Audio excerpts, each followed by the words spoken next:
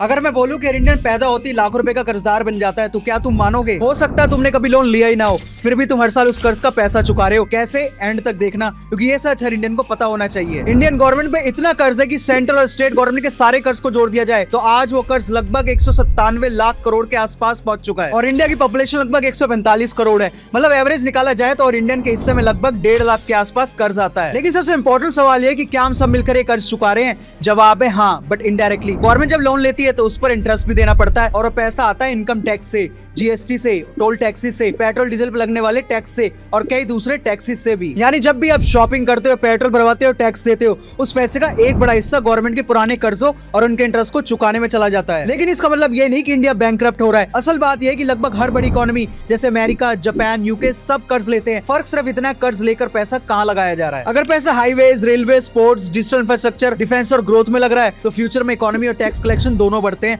और तब कर्ज मैनेज करना भी आसान हो जाता है। लेकिन अगर वही पैसा सिर्फ शॉर्ट टर्म फ्रीबीज और वोट बैंक पॉलिटिक्स पे खर्च हो तो वही कर्ज आने वाले कल का बोझ बन सकता है। अब इंडिया का कर्ज एक सिंपल टेस्ट से समझते हैं। एक नंबर है जिसे इकोनॉमिस्ट डेब्ट टू जीडीपी रेशो कहते हैं। सिंपल भाषा में देश की कमाई के मुकाबले उसका कर्ज कितना बड़ा है। इंडिया का भी लगभग 81%, जापान का 250% से भी ज्यादा, अमेरिका का 120% के ऊपर। मतलब इंडिया अभी भी डेंजर जोन में नहीं है। लेकिन अब मेरे पास तुम्हारे लिए एक सवाल है, जब हम income tax, GST, toll tax और पेट्रोल पर टैक्स देते ही हैं तो फिर गवर्नमेंट को इतना लोन लेने की जरूरत क्यों पड़ती है? आप क्या सोचते हैं इस बारे में? कमेंट जरूर बताना और चैनल को सब्सक्राइब जरूर कर लो, क्योंकि अगली वीडियो में इसी सवाल का जवाब दूंगा।